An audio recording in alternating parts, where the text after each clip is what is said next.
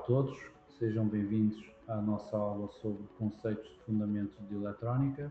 Eu sou o engenheiro António Almeida e ao longo desta sessão vamos reforçar a base teórica e prática necessária para compreendermos como a eletrónica molda o mundo moderno. O conteúdo deste capítulo está estruturado em 6 grandes blocos. Começaremos com uma introdução histórica, passaremos pelas noções básicas e o estudo dos componentes, avançaremos para a análise de circuitos com as suas leis e teoremas fundamentais e, por fim, consolidaremos o conhecimento com exemplos práticos e exercícios de resolução. Os nossos objetivos principais hoje são claros. Queremos não só conhecer a história e a evolução da eletrónica, mas também dominar ferramentas essenciais como a lei de Ohm, as leis de Kirchhoff e as técnicas de simplificação de circuitos, incluindo Thevenin e superposição. É fundamental que ao final deste capítulo todos se sintam confortáveis com o comportamento de resistências, condensadores e indutores, mas afinal o que define a eletrónica? É o campo da ciência que estuda componentes e aplicações que utilizam variações de grandezas elétricas para processar informação.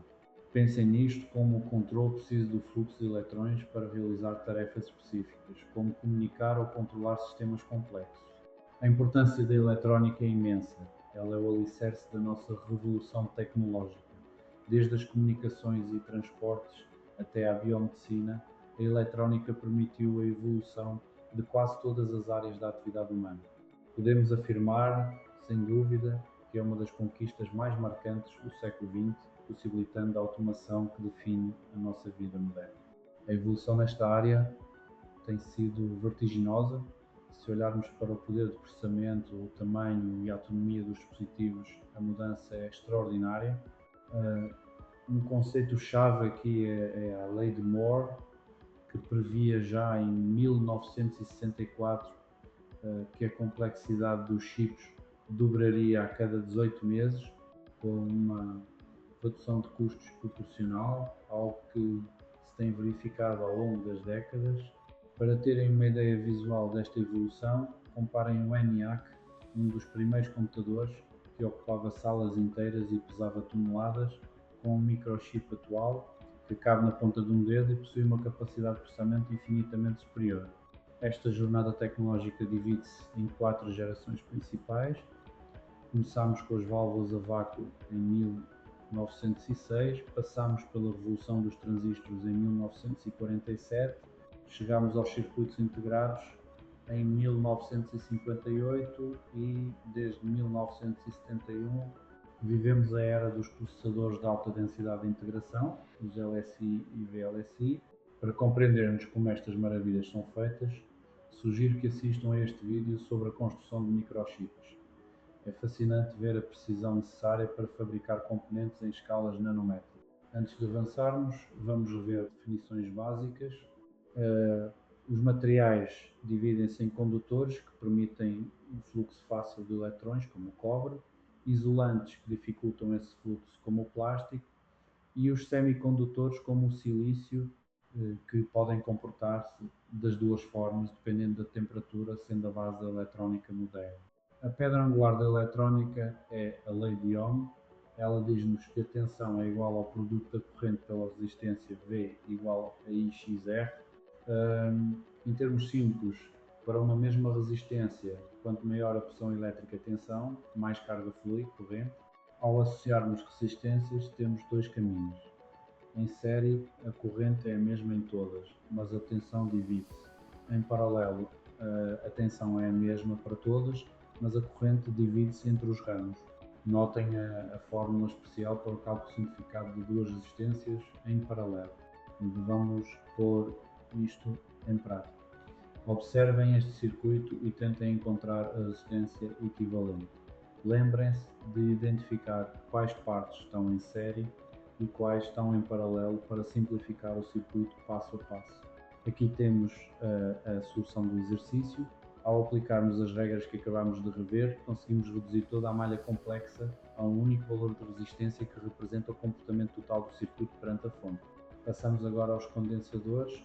Estes componentes armazenam energia num campo elétrico em corrente contínua, comportam-se como circuitos abertos após carregados A sua característica principal é que a tensão nos seus terminais não pode mudar instantaneamente, sendo muito usados para filtrar ruídos em sinais. O funcionamento do condensador baseia-se na acumulação de cargas em duas placas condutoras separadas por um isolante, o dielétrico. A capacitância depende da área das placas, da distância entre elas e do material dielétrico utilizado. A fórmula fundamental que relaciona carga, capacitância e tensão é Q igual a CXV. Curiosamente, a associação de condensadores é o oposto das resistências. Em paralelo, somamos as capacitâncias diretamente. Em série, a capacitância total é reduzida, seguindo a lógica do inverso das somas. Neste exercício prático, vamos determinar o condensador equivalente, a carga em cada um e as tensões individuais. É um ótimo exercício para entender como a energia se distribui numa associação em série. Começando a resolução, calculamos primeiro o condensador equivalente. Para estes três condensadores em série, obtemos um valor de 10,66 farads.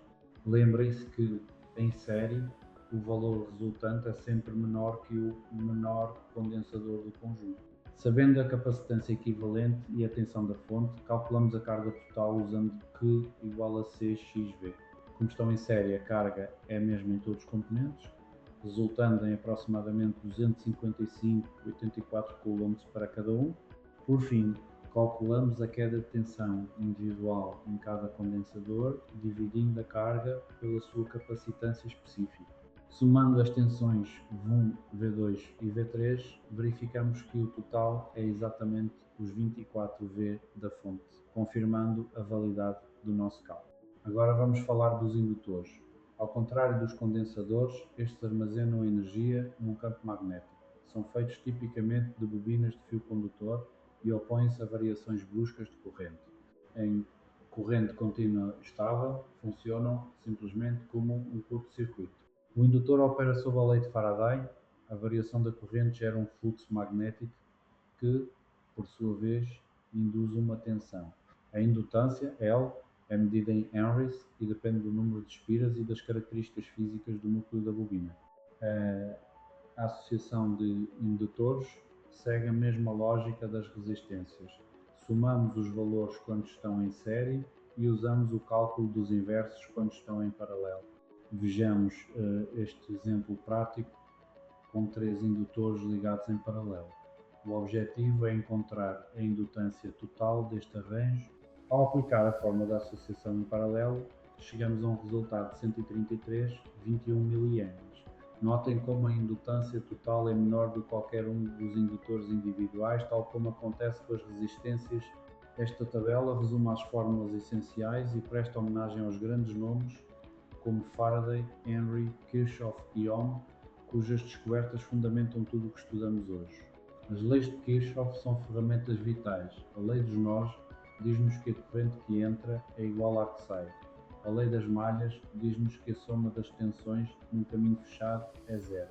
Elas permitem-nos resolver circuitos que a simples lei de Ohm não consegue. Vamos aplicar Kirchhoff neste circuito com múltiplas fontes. O desafio aqui é encontrar as correntes que fluem através das fontes de tensão. A resolução exige a montagem de um sistema de equações baseado nas malhas I e II. Após resolvermos o sistema, encontramos correntes de 443 mA, 367 mA e 66,7 mA para os diferentes ramos, respeitando a conservação de energia no nó central. Muitas vezes não precisamos de resolver todo o sistema de Kirchhoff. As técnicas de divisão de tensão para circuitos série e divisão de corrente para circuitos paralelos oferecem atalhos matemáticos muito eficientes baseados na proporção das resistências. Tentem resolver este exercício de queda de tensão. Um detalhe importante, as resistências de 2 e 6 que não estão em série direta devido ao ramo paralelo.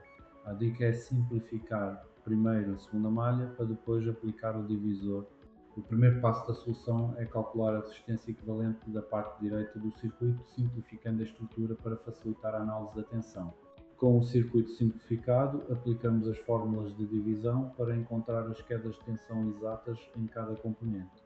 Este método é muito mais rápido e menos propenso a erros de cálculo sistemático. Para circuitos ainda mais complexos, usamos o teorema de Thevenin, que permite substituir qualquer circuito linear por uma fonte de tensão e uma resistência em série. Já a superposição permite-nos analisar o efeito de cada fonte de energia isoladamente, somando os resultados no final. Neste exercício, vamos aplicar o teorema de Thevenin. Queremos saber qual a tensão e a corrente que uma resistência de carga de 70 kΩ veria ao ser ligada nos terminais A e B. A solução passa por calcular a resistência Thevenin-Rab e a tensão Thevenin-Rab.